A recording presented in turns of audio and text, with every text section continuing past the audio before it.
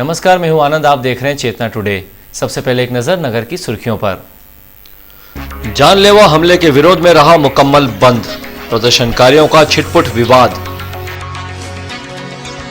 हिंदू संगठनों ने रैली निकाल किया प्रदर्शन, हमलावरों की तलाश जारी, कहा सीएसपी ने। और विषाक्त चाय पीने से 5 बच्चों सहित 12 बीमार। अब सुर्खियां विस्तार से। हिंदू चेतना मंच के संयोजक राजेश कटारिया पर बीती शाम हुए जानलेवा हमले के विरोध में आज रतलाम शांतिपूर्ण ढंग से बंद रहा। विवाद की इक्की दुक्की मामूली घटनाओं के अतिरिक्त बंद आमतौर पर शांतिपूर्ण रहा। बंद का असर सड़कों पर दिखाई दिया, स्कूल कॉलेज बंद रहे। मंगलवार शाम करीब 4:45 बजे हिंदू चेतना मंच संयोजक एवं विहिप के पूर्व जिलाध्यक्ष राजेश कटारिया पर सालाखेड़ी में अज्ञात हमलावरों ने गोली चलाकर जानलेवा हमला किया था। इसी घटना के विरोध में हिंदू जन चेतना मंच सहित अन्य संगठनों ने मंगलवार को रतलाम बंद का नारा दिया था। रतलाम बंद के आह्वान के चलते शहर के प्रमुख बाजार सुबह से ही बंद थे। मुख्य सड़कों पर तो पान और चाय तक की दुकानें बंद रही। स्कूल कॉलेजों में भी छुट्टी घोषित कर दी गई थी। सभी कार्यकर्ता बुधवार सुबह करीब 9 बजे महलवाड़ा चौराहे पर श्री कटारिया के निवास के समीप एकत्रित हुए और यहीं से रैली की शुरुआत हुई। सैकड़ों की संख्या में दुपहिया वाहनों पर सवार युवक जय जय श्री राम का उद्घोष करते हुए शहर की सड़कों पर निकल पड़े। यही वजह थी कि शहर में बंद का व्यापक असर नजर आया। सड़कों पर सामान्य दिनों की तुलना में बेहद कम आवाजाही रही। टेम्पो ऑटो भी बंद रहे। सड़क पर जब इक्का दुक्का ऑटो रिक्शा, मैजिक और टेम्पो नजर आए तो बंद समर्थकों का आक्रोश फूट पड़ा। कई स्थानों पर इन वाहनों से सवारियां उतारते समय प्रदर्शनकारियों और वाहन चालकों के बीच हाथापाई की नौबत तक आ गई थी। हालांकि इनके साथ मौजूद निर्मल कटारिया, धर्मेंद्र व्यास सहित अन्य पदाधिकारियों ने इन्हें समझाइश देते हुए मामले को शांत किया। लेकिन बावजूद इसके टीआईटी रोड पर अपने परिवार के ही लोगों को लेकर जा रहे एक ऑटो को रोककर ऑटो में तोड़फोड़ किए जाने की जानकारी सामने आई है। ऐसी ही घटनाएं अन्य क्षेत्रों में होने की भी चर्चा रही। वाहनों पर सवार बंद समर्थकों ने शहर के हर क्षेत्र में भ्रमण करते हुए बंद करवाया। एक तरफ जहां बंद समर्थक दुपहिया वाहनों पर सवार होकर प्रदर्शन कर रहे थे, तो वहीं कई कार्यकर्ता शहर की सड़कों पर पैदल ही निकल पड़े। युवाओं का यह हुजूम दालमोदी बाजार, रंगरेज रोड, गणेश देवरी होते हुए माणक चौक पहुंचा। इस दौरान जब यहां माणक चौक स्कूल खुला पाया गया तो प्रदर्शनकारी स्कूल में घुस गए और यहां रखी छात्रों की साइकिलें उठाकर फेंकना शुरू कर दी। अध्यापिकाओं ने घबराकर कक्षाओं के दरवाजे लगा दिए। काफी समय तक यहां हंगामा चलता रहा, लेकिन बावजूद इसके सामने ही पुलिस थाना माणक चौक होने के बाद भी कोई पुलिसकर्मी यहां नहीं पहुंचा।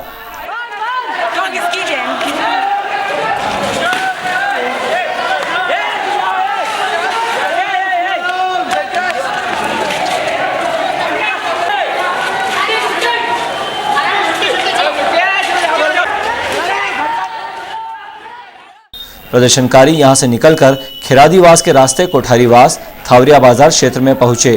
हालांकि तब तक पुलिस बल यहां पहुंच गया था और भीड़ को नियंत्रित कर लिया गया।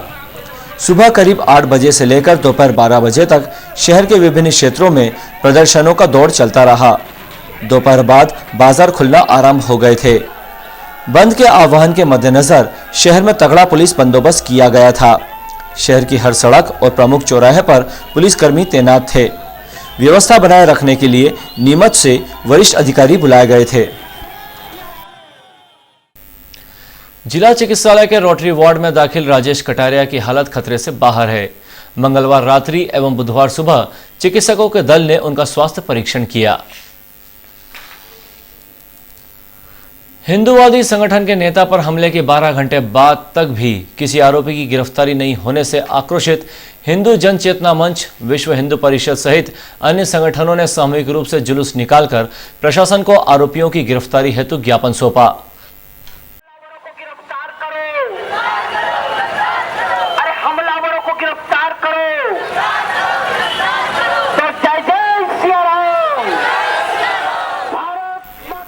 हिंदू चेतना मंच और अन्य हिंदूवादी संगठनों, विश्व हिंदू परिषद आदि के कार्यकर्ताओं ने सुबह पैलेस रोड से एक जुलूस निकाला।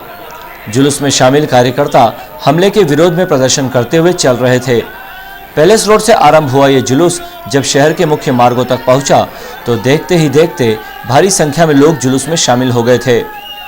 यहां भाजपा नेता निर्मल कटारिया, अनीता कटारिया, भाजपा जिला उपाध्यक्ष अशोक चौटाला, शिवसेना नेता जनक नागल, हिंदू चेतना मंच के धर्मेंद्र व्यास, आरडीए उपाध्यक्ष श्रीमती आशा मौर्य, सराफा एसोसिएशन अध्यक्ष झमक भरगट, एमआईसी सदस्य श्रीमती रेखा जौहरी सहित अन्य संगठन पदाधिकारी, पार्षदगण एवं बड़ी संख्या में कार्यकर्ता मौजूद थे।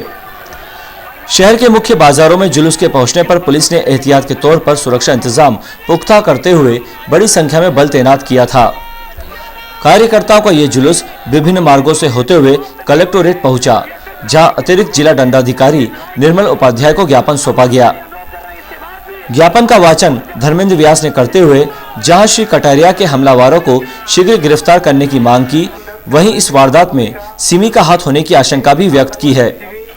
एडीएम निर्मल उपाध्याय ने ज्ञापन स्वीकारने के बाद कहा कि आरोपियों को किसी भी स्तर पर बख्शा नहीं जाएगा, उनके खिलाफ सख्त से सख्त कार्यवाही होगी। मंच पदाधिकारी धर्मेंद्र व्यास ने मीडिया से चर्चा में कहा कि हमले के विरोध में ये शांतिपूर्ण बंद सफल बनाने पर हम सभी का आभार व्यक्त करते हुए नागरिकों से शांति बनाए रखने और अफवाहों पर ध्यान नहीं देने की अपील करते हैं। उल्लेखनीय है, एसपी डॉक्टर जी.के. पाठक तथा एएसपी प्रशांत चौबे भोपाल में चुनाव आयोग द्वारा आयोजित प्रशिक्षण कार्यक्रम में भाग लेने गए हुए हैं।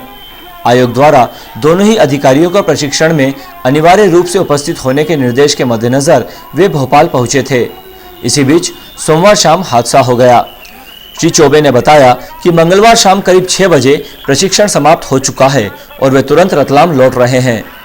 सीएसपी श्री भदौरिया से हम लगातार संपर्क में हैं। शहर में शांति और कानून व्यवस्था बनाए रखने के लिए जरूरी निर्देश दिए गए हैं। सीएसपी एसएस भदौरिया ने बताया कि पुलिस के हाथ जो जानकारियां लगी हैं, उसके आधार पर हमारी पूछताछ जारी है। गोपनीय कार्यवाही के कारण अभी कोई भी जानकारी नहीं दी जा सकती है। रतलाम जिले के पुलिस थाना माणक चौक अंतर्गत ग्राम दौलतपुरा में एक शोक के कार्यक्रम के दौरान विषाक्त चाय के सेवन से 12 लोग बीमार हो गए, जिनमें 5 बच्चे शामिल हैं। सभी को उपचार के लिए रतलाम लाया गया है।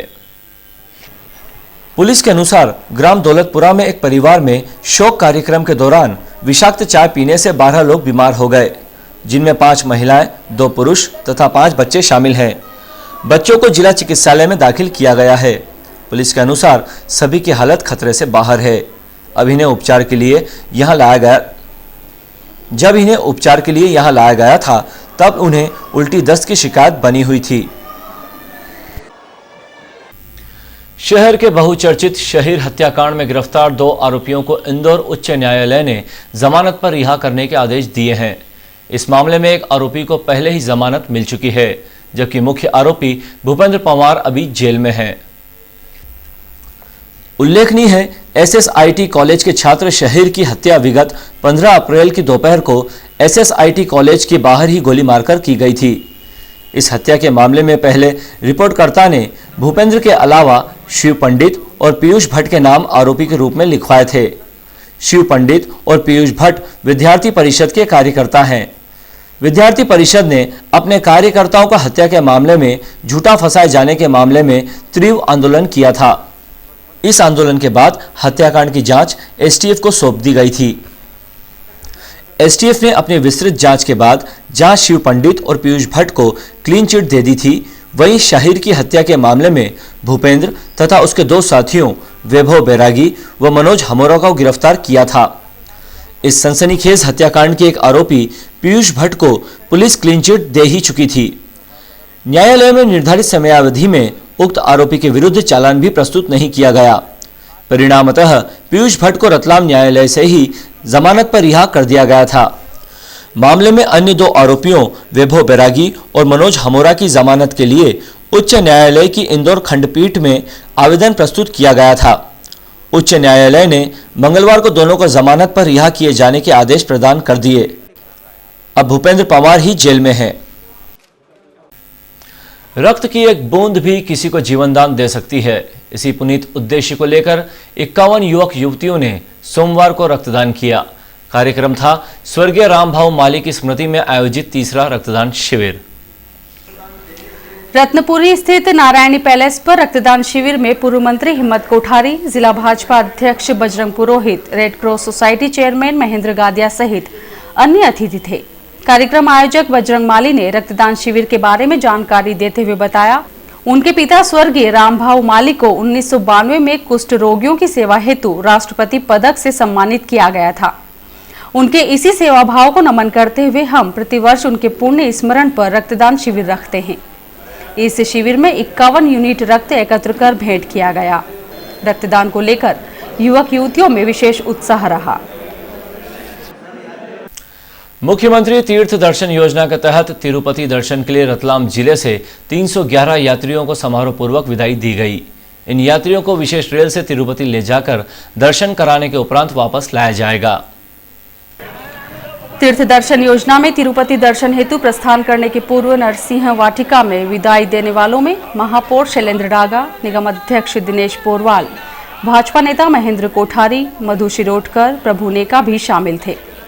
महापौर ने सभी यात्रियों को शुभकामनाएं दी।